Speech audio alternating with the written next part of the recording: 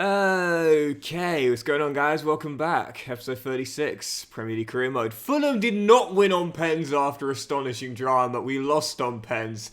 Just for those that didn't watch the last episode of the season opener, I highly recommend you guys go back and watch it. It was absolutely brilliant, man. Two big new signings, both for club record fees, and yeah, it says we won the Community Shield. We didn't. We lost it on penalties to Man City. Today we are returning. Such a bizarre episode, honestly. Today we are returning.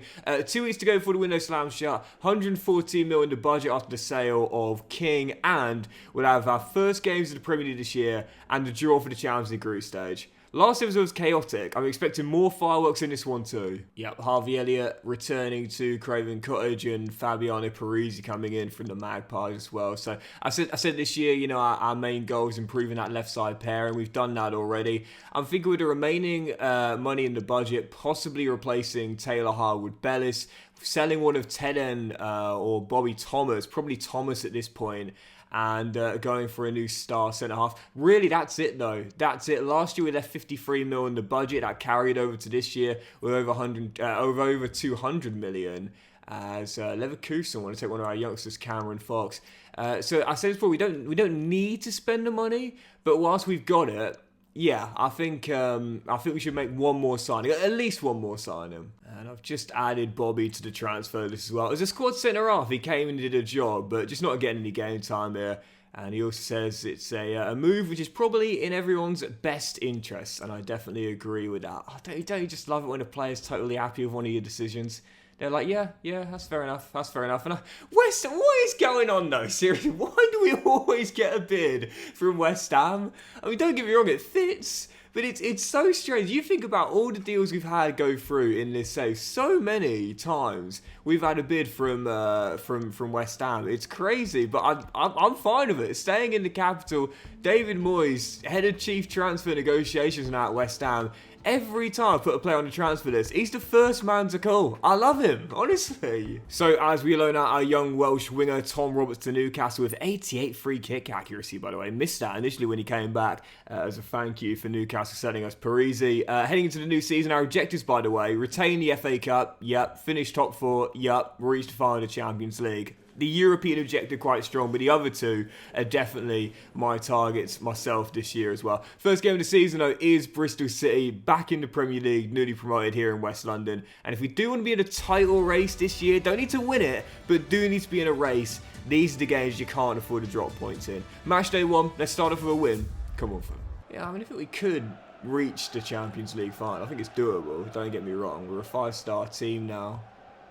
Last year got to the quarters, only got knocked out by the eventual winners Spurs, so there's no reason we can't, as Jamie always scores a screamer from range, get to the final. But it is a big ask. I would say final 4 this year, one step further than last year where we were knocked out in the quarters. But domestically, 100%, I said in the last episode, we got to be in a title race this year. We haven't been in one yet. This year, with the money we spent and the team we got to at least challenge Man City for that championship. And as for the FA Cup, won it last year, back-to-back final appearances. Don't want to take a step back there.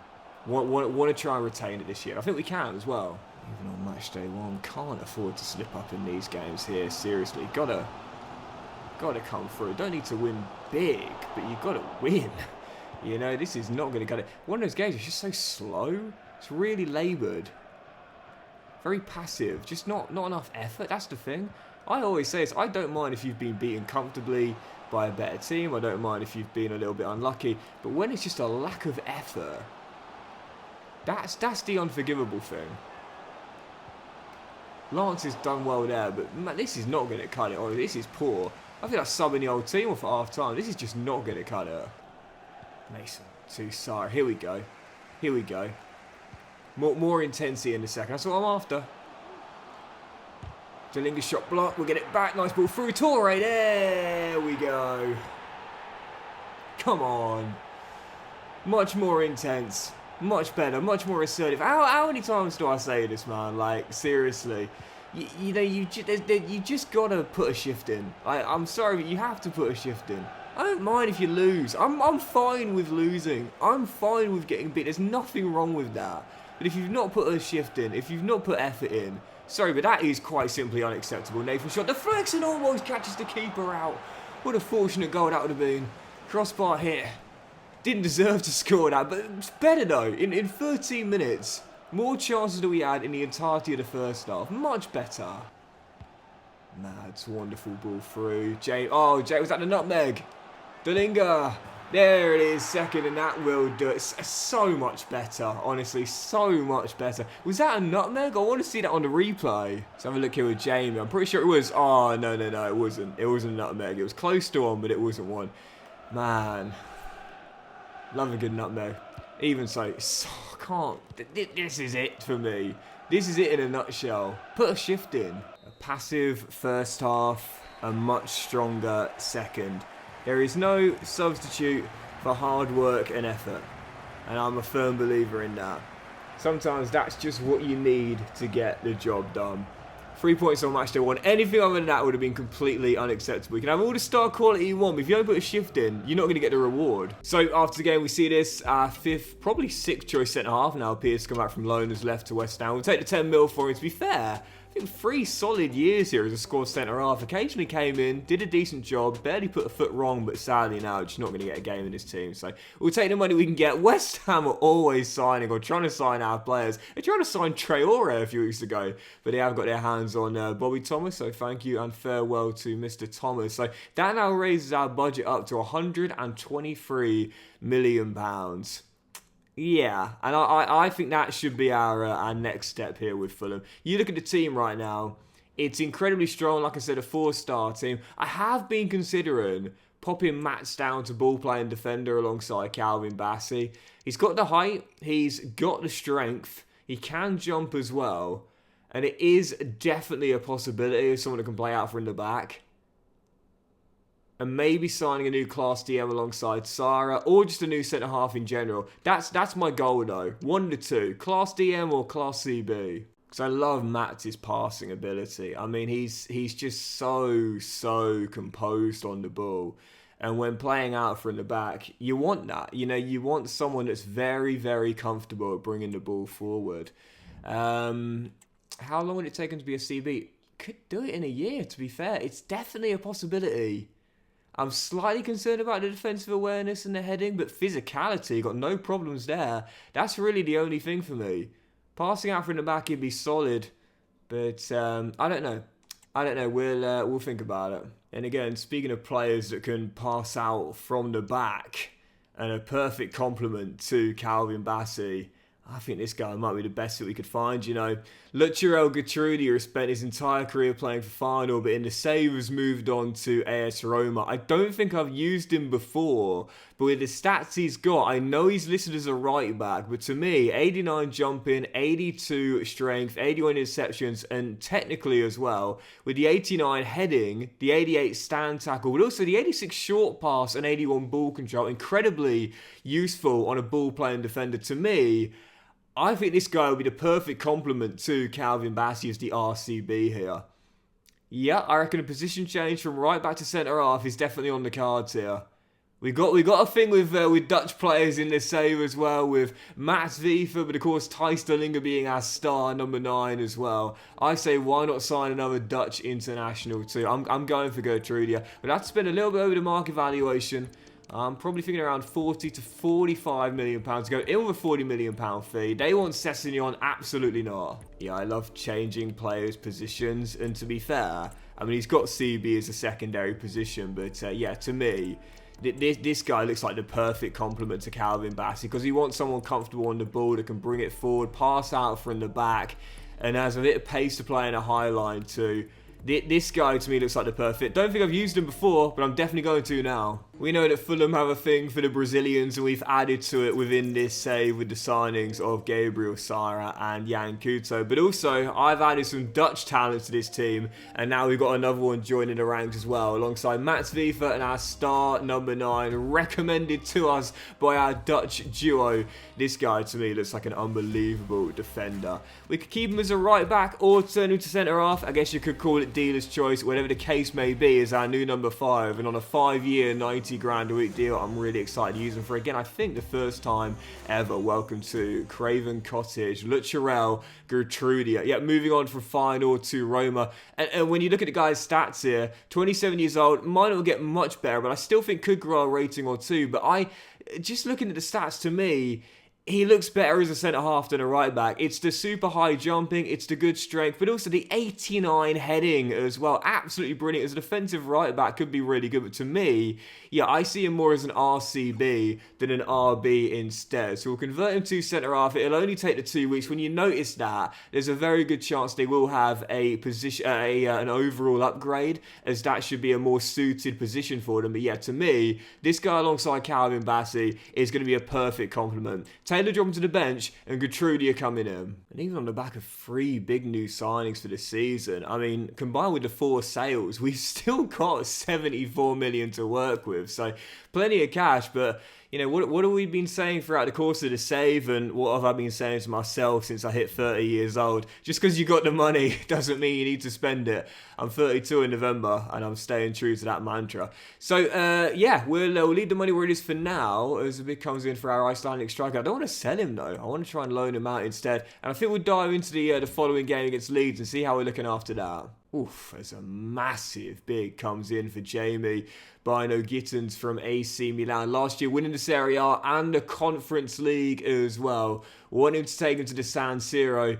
Wouldn't be against selling him to a European giant at some point, but after just the 1 year here in West London, no, not right now. Maybe next year, if Real Madrid came calling, definitely not Man City, not selling him there. But if Real Madrid came calling, or like a Milan, for example, maybe, but not right now. Right, following game, second game of the season, both at home. This time, Leeds United aim for back-to-back wins. And like I said, these are the games, can't afford to have slip-ups in if we want to be in a title race this year. Let's get the 3 points to start off with 6 points from 6. Come on, Fulham. Oh, by the way, no Harvey Elliott for the game because he's got that really weird suspension bug. Oh, that's a straight red, that I think, for Brendan Arrington. Yeah, it's a really, really weird bug, but basically it doesn't clear until... Is that really only a booking? Wow. Until you've played your first European game, so... Yeah, Elliott will be gassed until we've played our first CL game. But once it's done and that suspension officially clears, then he'll be fit enough to play from there on out. Anyway, Mason, Torre, Fulham in front. Pablo Torre 2-2, picking up where he left off last season, and Fulham in front. Kuto, Sara, Vifa. Lovely ball to Dalinga. Mason in the middle. Might drop to Torre instead. It'll draw actually to Sara. Oh, how has that gone in? Did I take a deflection on the way through? I'm not sure.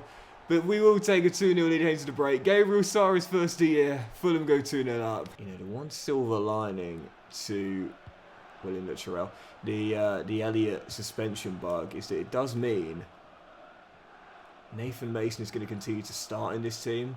Trying to get his his potential back, if you will. He's already got 1 assist, and now he's got 2. Offloads to Jamie, and I'm sorry, bro. I know you'd like to go to the San Siro at some point, but not right now. 2 assists for Nathan. Fulham 3-0 up. I've just seen Nathan isn't going to get credit with the assist for that, I assume, because it must have taken a little nick off the defender. That's always so frustrating, you know. It's like, ooh, sometimes you'll see it with own goals as well, where the shot was clearly on target and it takes the slightest nick, yet it doesn't go down as a striker's goal, even though it should. The general rule of thumb is, if it's on target, whether it takes a deflection or not, it should still be that striker's goal. And to me, I've always thought that should be how it's done with assists as well, as Nathan almost got, would have been his official one there. If it's clearly done with intent, whether it takes a nick or not, it should still be the player that passed the ball through getting credit with the assist. Even so, what a performance. Jamie just goes all the way and smashes it off target. We could be winning this game like 6-0. Absolutely dominating out there. In the past 2 seasons, Fulham absolutely flew out of the blocks, but unfortunately could not maintain it. After back-to-back wins to start the season off, I've got a feeling we might be set for our 3rd straight year with that being the case. But have we learned our lesson? Can we keep the form going? Can we keep the results coming in game after game? Well, perfect start to the season. Back-to-back clean sheets, back-to-back wins, Fulham, 100% start. Oh, and by the way, just for those curious on this, for those that don't know what the bug is, basically, after signing Harvey Elliott, you'll see, he would have had a suspension during a European game whilst he was playing for Lille, and that carries over to the new club. However, in career mode, for some reason, it means they never regain their fitness once they've played their first game for you. So Harvey, he hasn't played since that Community Shield, but he's on 34 fitness, and he won't regain it until that suspension is cleared. It's very bizarre. It's a very, very bizarre bug. I can't remember who it was. One of my followers, if you're still watching, I appreciate you, bro, for letting me know this. Reached out to me on Instagram and told me about it. But second time I've noticed it in this year's career mode, and it's so frustrating. EA have really got to fix it, man, because it's such an annoying bug. Rodak wanted on loan by the Magpies. Wouldn't be against that, to be fair, but he is now our only backup goalkeeper after Fotheringham's retirement, so I'll have to keep him here for the backup for Lance. And there you go. Right, let's dive into the third game, aiming to keep the 100% start going. Crystal Palace away at Selhurst Park had a brilliant year last season and finished in the top 4 alongside us, but this year losing their first 2 games as we won our first 2. Let's keep that record going heading into September. Following game, Palace away at Selhurst Park. Come on, Fulham. You know, despite losing Eze and Elise, I'm still so impressed with what Glasner's been doing with this Palace team. He's been cooking, man. He's been cooking. I respect it a lot. They've still got Marcus Leonardo, who almost banged in the opener, only for Lance Knight to deny him. Kai Havertz is still there. He's going to take this corner. For this year, I've just seen they've signed Anthony. I know, a bit of a meme, but even so, still could be turned into a decent Premier League player. They've got Nico Schlotterbeck joining the back line as well. It's Glasner, to give the guy some credit, man. He is cooking here at Selhurst Park, and you love to see it. As Nathan finds Dalinga, and can he get away from Danilo Doki, a centre after I was always admired in career mode as well. Dalinga just couldn't hit the target. Yeah, I've never quite understood why it's so hard for AI managers to build good clubs. In FM, it happens a little bit better. Oh, go on, Dalinga. Go on, Dalinga. Straight at Henderson. But in Karima, for some reason, like, it's just so rare to see a team be built really well. When they've got a decent base, like, to be fair, Palace do, we talked about it, they've got a really, really good base. So that Chirel goes down in his first away day for us, but I think that would just be a bruise there, hopefully, for Gertrudia. But yeah, you very rarely see it. More often than not, AI managers will just, like, ruin a team, do you know what I mean? They'll sign 4 backs and sell every striker. There's just no thought process. To be fair, it has gotten better over the years, and I will say that as well. It's still not great. Managers still do need a lot of work to make sure that they build good teams. Go on, Tice. Go on, Tice. Outside the right boot, son. Oh, good save, Henderson. But it has gotten better. To EA's credit, the transfer market, whilst it's still not great and it still has some flaws, it has been improved upon. If you played Karima back in the days of like FIFA 13, FIFA 14, you would remember the days when Bayern would like have 10 world-class strikers. It's gotten better. It's not perfect, but it has gotten better. You got to appreciate the growth.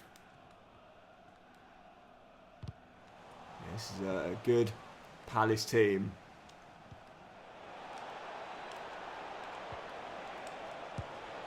Yes! But ours is better. Ours is better. Come on. I tell you what, after the past 2 years flying out the blocks the way we did, I can see it happening again. But this year, it just feels a little bit different. Do you remember last season when I said it feels different? It felt different last year. I felt we could do something special, and in the end, we ended our wait for a major honour. Same as this year. Same as this year. Three big new signings. It just feels a bit different. Yep, my personal objectives this year are to retain that FA Cup, win it back-to-back, go further in the Carabao Cup. I know it doesn't count towards the board objectives, but I do want to go further in the League Cup this year and be in a title race. Don't need to win it, just be in a title race. And I think we can do those things as well. As for Europe, Champions League finalists, well, I guess we won't know what chance we've got until we see the group draw, but it has been the perfect start. 3 wins from 3 in the league and 3 clean sheets as well. The only question is, how bad's the injury to Gertrudia? have a look, come to conclusion. Fingers crossed it will just be a bruise. Got a feeling it might be a dislocated shoulder though, based on the animation. One of the two. Nope, thankfully it is indeed just a bruise, so he will be okay. Imagine that. Match day 2 for us, for Gertrude, I should say. And he breaks his toe. That would be typical. Absolutely typical. So deadline day is here. 10 hours to work out magic. And Gertrude is now going to become a CB. Now, I want to see this here if he does have a overall upgrade. Because I think he will do. Let's have a look together here. Yep, only up by the 1, but up by 1 regardless. And that is something that I do encourage you guys. When you've made a new signing or you've got a player through the academy, if you go to the development plan within the squad hub itself and you go to the position change option, if you do notice, it'll only take 2 weeks for a player to change position to the new one. That normally means they will have a slight overall increase, or possibly a big one depending on how much their stats are lopsided, based on their attributes alone. So do keep your eyes on that. When you sign a new player or you've got a player through the academy, go to the position change section and see if a completion would only take 2 or 4 weeks. If that's the case, the chances are they'll be better in that position. Yep, deadline day here, 10 hours, 75 mil in the budget, but I'm fine with the team. You know, again, we're a 5-star team now within our own right. I do think Tice will hit 90 during the season as well. The backline has improved with the signings of Parisi and Gertrude are coming in as well. And Harvey Elliott, when he gets that fitness bug cleared, will be a nice welcome return as well. Really, the only thing I was thinking is maybe a new squad midfielder. That was it. With the money we've got, yes, I like to have 3 first-team goalkeepers, but not really necessary, I guess. But maybe just a squad CAM. That's it for me. Not really confident about Luke Harris, and if Torre was to go down, yeah, we can move Sarah up there, but I do prefer him in LCM now. Mason can play through the middle, Harvey can play through the middle when he comes back from the fitness bug, but other than that, that's it really. Possibly a new CAM, but again, we got enough cover really on players that can fill in there, so it's not really necessary. I mean, there's a few players that I am quite keen on, to be fair. Felix and Metru's moved on to Aston Villa. Illich, who I'm really desperate to try at some point right now at Marseille. He's such a great young player in this year's FC with a great stamina, and the technical ability is unbelievable, man. Either deeper or further forward. But I mean, yeah, we don't need to. It's the thing, we don't need to. We don't need to, and I'll stick to that mantra. Just because you got the money doesn't mean you need to spend it. 75 mil there. You never know. During the season, could have an injury crisis. Might need to strengthen in January. I'd rather have the money in the bank there for emergencies if we do need to bring someone in January. As Liverpool want to take our Irish winger, but I'm keeping him for the squad this year. I'm going to get through deadline day quickly. I'm fine with the team as it is. And as we do see, to be fair, 3 bids, but there's only 2 hours to go here for players that I wouldn't actually be against selling at some point. I've had Peterson on the loan list, but no one's put a loan bid in. I wonder if that's just because I haven't given him a new contract yet and only has 12 months left in his deal. But interestingly enough, well, we just praised him a moment ago there for building a good squad, and they want a decent right back in Trey as well. He's in the final year of his contract, don't forget. But I'm not going to give up on him yet. I still think I can talk him round and have him accept a rotation squad role, especially now we signed Lucharel as well. I guess we'll see. But yeah, deadline day coming to an end, and we shall leave it there. And talking about spending money, you might have just seen it, the top deal of the window. Goodness gracious me. Finally, Thiago's left the MLS. And Atlanta got 102.4 mil for his service. He's off to Bayern Munich. Sanchez joined Lazio for 95.6 million. And Moises Caicedo has left our West London rivals Chelsea to join Everton for 74.1 mil. Yeah, Sean Dyche, an FFP. Not too concerned about it nowadays. That's a very interesting transfer. But I'm fine with the team. 3 new signings coming in. Backline strengthened. We've got a new left-sided pairing. We're a 5-star team within our right. We've got great depth.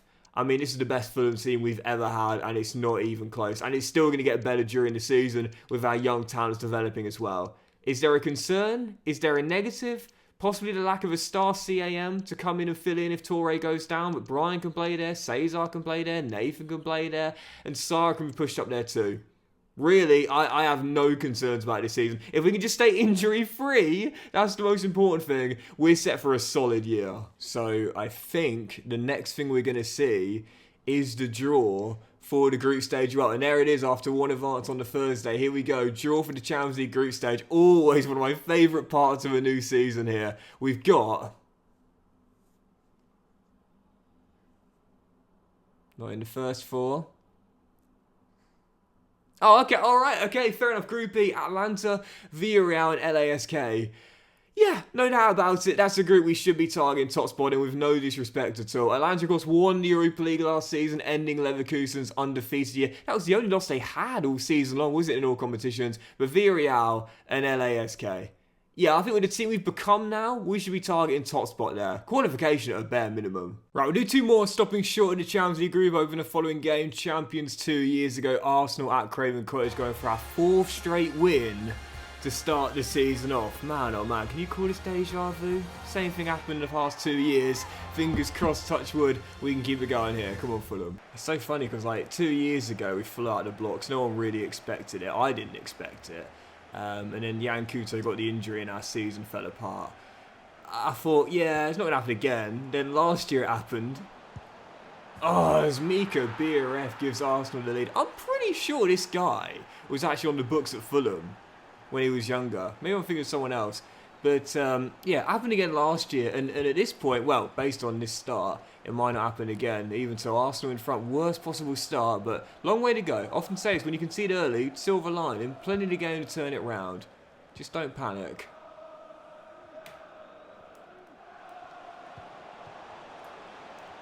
And we won't. Perfect response, man. Just don't catastrophise. You stumble out the blocks, don't worry about it. Just don't catastrophise, man. Plenty of time to put it right. Yeah, I had such a bad problem with that when I was youngster. And I really don't know where that came from either. Like, I really don't. When I was younger, like, literally anything that bad that would happen to me, I was like, right, that's it, my life's over. And it's like, bruv, you're 12. Like, calm down, son. Come on, oh, Dalinga. Should have put us in front this. I don't know where it came from. I really don't. But literally, ever from an early age, I had this such a defeatist kind of catastrophizing mentality at times. And it was just, oh, what a goal that would have been. I look back on it now and I really don't know what significant life events happened to me when I was that age. But yeah, for some reason, I literally just, anything that bad happened, I just felt there was no coming back from it. Oh, I said, oh, come on, ref. Play advantage. FIFA just couldn't pull the trigger. To me, it's all about evidence-based thinking. Like, how often do you hear me say this phrase? If you've done it before, you can do it again. And that's because you've got the evidence that you have done it before, and thus you can do it again. It's Pablo Torre. Oh, what a start to the season for this Spaniard. And so that is probably like the only real advantage of having that mentality at a younger age when you catastrophize and you say, oh, well, you know, things are over and they're never going to get any better from here. When they do, you can then realise that actually there was no need to be so catastrophic in your thinking. And that really helps you when you get a little bit older as well, because you realise that helps you build the resilience too. Oh, it turns out my life wasn't over when I was, 10 years old and, my childhood crush rejected me. That way it means that if something in the future happens where it's like, you're dating someone and the rug gets pulled out from you and they split up with you or whatever, initially you're like, oh, this absolutely sucks, but you realise it's not catastrophic. It isn't the end of the world, Am I making sense? Not really. Tyson Linger through though. For the third. Off the crossbar. And Arsenal would escape. But yeah, we went a goal down, but didn't catastrophise. Leading by 1. Could have been leading by 2 there. Yep, there you go. Might have gone a goal down, but the winning start to the season continues. How did we do that? We didn't catastrophise. We built some resilience and turned it round. 4 wins from 4 to start the season off. Deja vu. Only this year have we learnt our lessons. Perfect start for Fulham. Let's keep it going. One more. Yep, let's do it. Our final game today. Aiming to end today's episode with 5 straight wins. Let's get it done. Manchester United away at Old Trafford next. Come on, Fulham. One of my goals on YouTube is to, at some point, start a series where I just get to talk about this sort of stuff on the regular, because it's something that just fascinates me. I've always been, interested in introspection, but I think over the past few years in particular, just, I suppose taken more of an interest in it, if you will. And it's just helped me develop so much as a person, Ty's got to finish that. Come on! And I know I just have so many young, I never like to use the word fans, but followers that follow me, and I just think like if I can just, I don't know, pass on some words of wisdom. I haven't really done anything significant in my life, but I certainly have turned it around in some ways, especially as I've mentioned this before. I used to be a bit of an addict, and that is probably the thing I'm most proud of in the past few years. But yeah, just to impart some sort of, I don't know, not necessarily wisdom, but the things that have helped me, I guess. I don't know what on earth am I talking about, honestly. This is why I shouldn't be doing a series like that, because I'm just chatting nonsense. No different to my normal videos then. Rasmus denied by Lance Knight. If nothing else, we do have a laugh, don't we? We do have some fun. Corner whipped in. Lance is there. I say talk about development. That's an area of Lance's game that he's really improved on since his first year with us. During the first season, he came for quite a few crosses, got nowhere near them, dropped a couple of clangers. This past 2 years, much better, much better. So when you talk about development, you got to give Lance his flowers for working on that. Elliot, Delinga, almost snuck it in. And the Turkish shot stopper Bayern did just got a touch on it to turn it behind for a corner, which is whipped in, headed up in the air, and eventually cleared away. And Vasara to control, lifted in again, comes, gets nowhere near it, and Reinildo gets it away. Chaotic start to the game here.